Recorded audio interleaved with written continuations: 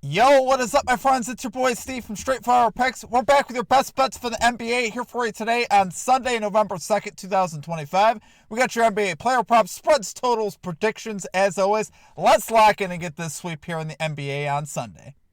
Well, my presence isn't real. It's another bad one like this is scale. It's straight fire. All my bets straight from. You're in the house that Cap made now. Straight fire. As always, my friends, if you guys are new to the channel, make sure you guys hit that like and subscribe button for me. Always appreciate that. We are on the road to 10,000 subscribers. Appreciate all of your guys' support as always. Let's lock in and make some money here in the NBA. I'm super excited for this slate, guys. We got our first 2-unit play of the season. And one that I consider an absolute lock today. So hopefully, obviously, we make some money for you in the NBA. Don't forget to check out all of our other content going on around the channel. Obviously, we got NFL covered for you. We got a lot of NFL videos today. Make sure you guys go check that out. Just go to our channel homepage, and you guys will find everything you guys need there as well. Let's hop right into a recap from yesterday, though. We ended up going 1-3, minus 2.28 units. Obviously, it was not a great day for us. It contained what I felt was one of our best reads of the season that ended in a loss. Cade Cunningham under 1.5 threes. We said a lot of things yesterday about how, Cade Cunningham should be looking to get into the paint, dump it to the bigs, attacking the bigs because the Mavericks were down a couple of centers. That's exactly what he did. The dude ended with like 16 assists.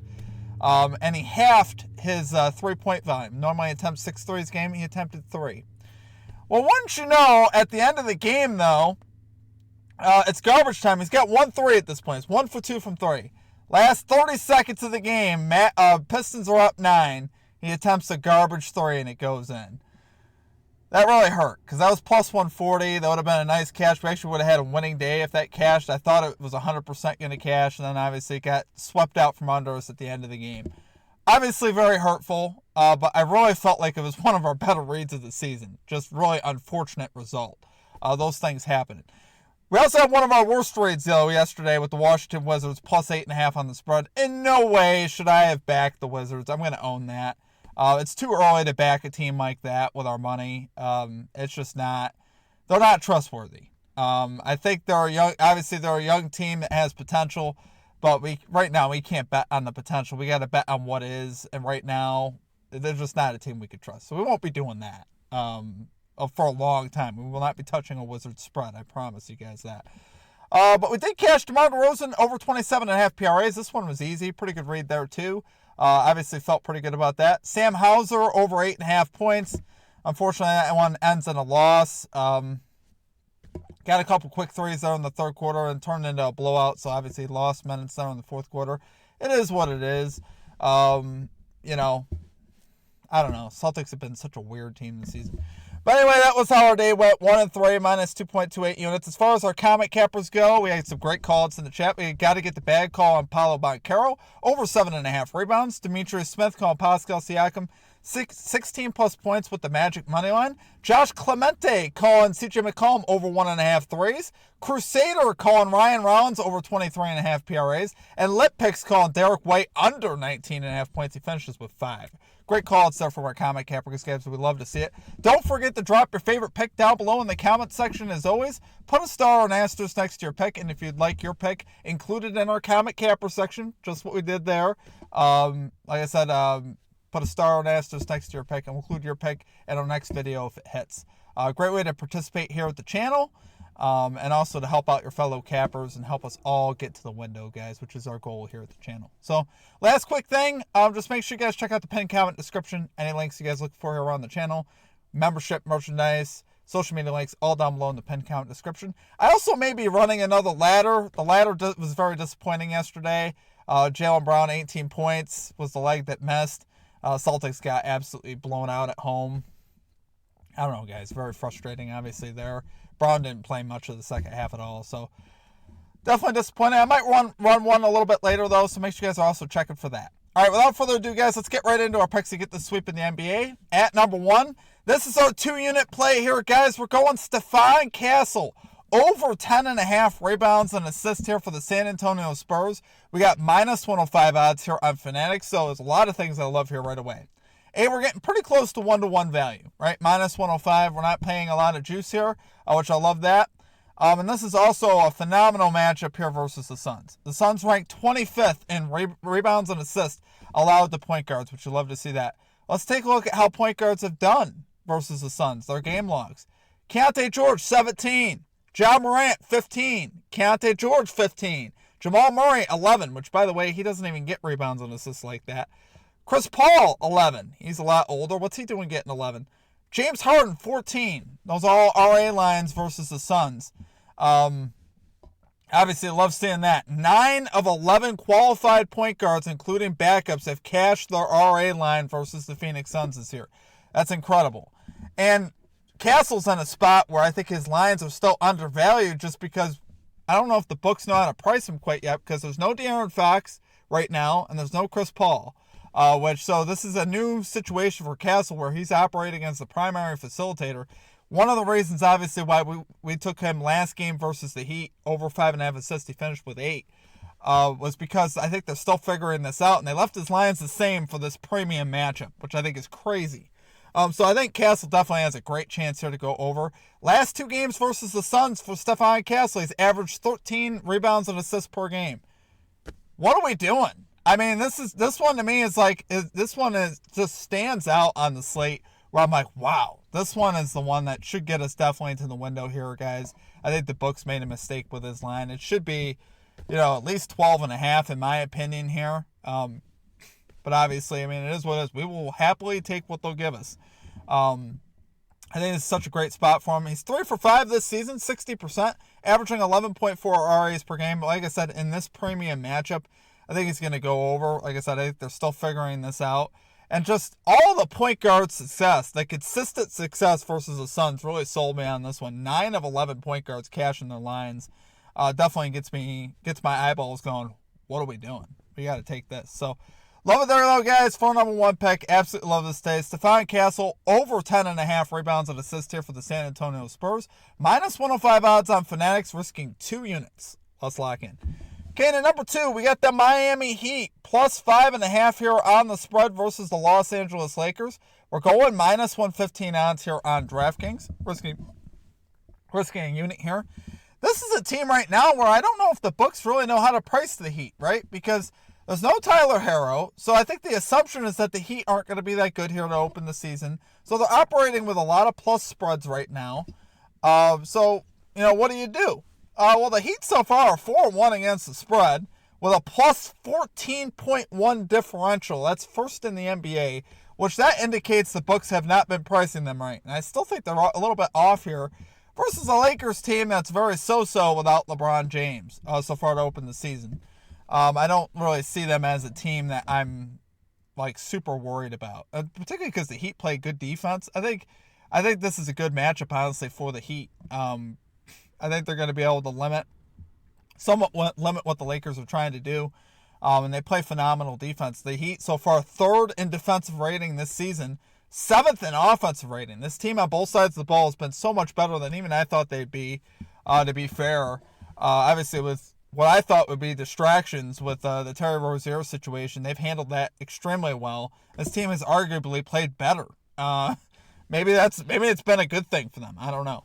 Lakers, for what it's worth, against the spread have not been too bad. They're 4-2 against the spread with a plus 3.9 differential. The books are pretty accurately projecting the Lakers spreads. Like I said, pretty close to that differential line, which is kind of what I look at there. Lakers 1-2 though at home against the spread. This has always been a little bit of a thing. For whatever reason, at home they just don't perform quite as well as you'd think. I think a lot of people, when they see the Lakers at home, they instantly just want to bet them because they're the Lakers at home. Because they're a big name team. It's kind of like if the Celtics are playing at home. It's a similar type of vibe where you just automatically want to take a team like the Lakers because they're the Los Angeles Lakers. Well, if the product on the court, doesn't match their history of winning all those titles, then we can't give them that type of respect. So covering a modestly big line here at home versus a good team, no, I don't think so. Maybe this game should be very close. I love having the plus 5.5 here on the Heat. I think they're in a really good spot. They might also get Norman Powell back as well here for the Heat, which would be a nice boost for their offense there. as well. The Heat 2-1 so far against the spread on the road. Number 1 in spread differential on the road as well. They've been very good there as well. Lakers this season, like I said, they're so-so. 17th in defensive rating, 9th in offensive rating on the season. Neither one of those really particularly blow you away. This is a team, that has kind of been, lacking continuity, obviously, with Luka Doncic in and out of the lineup. I think they can continue to create some problems here. So I'll take the Heat. Love it there for number 2 pick. We got the Miami Heat plus 5.5 on the spread. Minus 115 odds on DraftKings, risking 1 unit there. Okay, at number 3, we got VJ Edgecombe. Over 27.5 PRAs here for the Philadelphia 76ers. We got minus 115 odds on Fanatics. Now I'd say this is the type of guy I would like to load up on as well. I think this is a great spot for him. He's still a young guy though, so you got to be somewhat cautious when you trust rookies and stuff like that. But he's been phenomenal so far this season. 3 for 5 this season, averaging 32.2 PRAs per game, which you love to see that. What I really like about this bet today though is there's no Joel Embiid for the 76ers. In one game without him, Edgecombe posted 37 PRAs. They love that. And Edgecombe's playing 40 minutes right now per game. That's pretty wild, honestly, for a young guy. This guy's averaging a lot of minutes, which just tells you you're going to get a lot of opportunity with him, which is what I love. And he's obviously been taking advantage of that. And he's in a great matchup today. And that's ranked 25th in PRAs allowed to shooting guards. The defense is not very good. So the fact that Embiid's not in there, I think, is really the part that sells me on this. The Nets, if they're going to focus their attention anywhere, it's going to be on Tyrese Maxey. I think Edgecombe will get a lot of the good looks. And like I said, in a very good matchup for him. I love him to go over today of his PRA projection. Props.cash has a projection on him of plus 3.3, which is obviously pretty good as well. Like I said, most of the attention here should go to Tyrese Maxey. So Edgecombe should be left just doing what he's been doing. Like I said, he's averaging over 32 PRAs a game. This guy's been explosive to start the season. And he's been pretty consistent, even in the couple games that he missed. I believe he finished with 27 and 24. So he got right to the hook, and then he finished with 24 in the other miss. So he's been right there every single time. Love seeing that consistency here as well. And the minutes have been pretty consistent too. So you got to love those things. So love it there for number 3 pick, guys. We got VJ Edgecombe over 27.5 PRAs here for the Philadelphia 76ers. Minus 115 odds on Fanatics. Okay, and finally at number 4, we got Zachary Risachet, over 1.5 threes here for the Atlanta Hawks. We're going plus 115 odds here on DraftKings, risking a unit. So 2 for 4 so far on the season. But what sells me on this? That's not it, obviously. No Trae Young for the Atlanta Hawks. Not only that, but he's literally in one of the best possible matchups he could be in here at the start of this run now without Trae Young.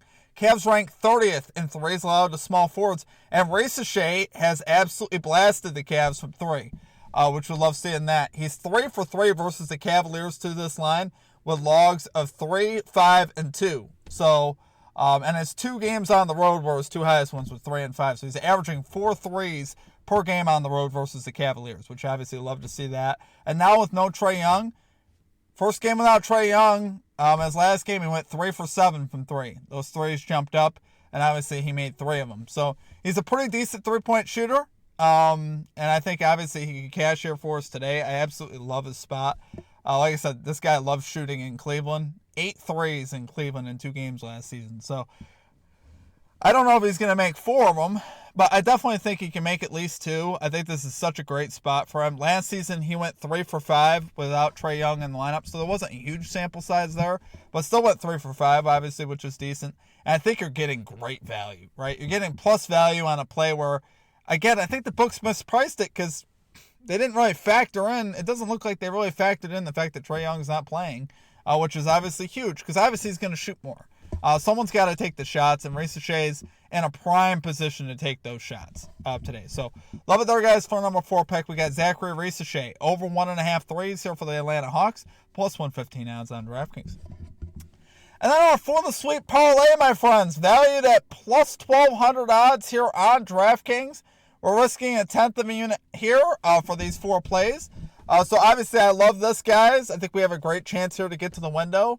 Hopefully we can make some big money. We have our first 2-unit play of the season as well. I don't usually run stuff like that, but like I said, that one really stood out. I feel like that one's worth the extra unit there, with the opportunity to make some good money. Don't want to pass that up. So, as always, guys, I appreciate all of you guys. That is going to do it for our picks. Make sure you guys check out all of our NFL content as well. We got a lot going on here on the channel. NFL spreads and totals video, NFL Sunday week 9 best bets video, and then our Sunday night football video as well. We got 3 videos you guys can check out in the NFL, where we're coming off a sweep on Thursday night football. So make sure you guys go check that out. Outside of that, that is going to do it for me. Drop your favorite pick below. We'll catch you guys next time. Peace out.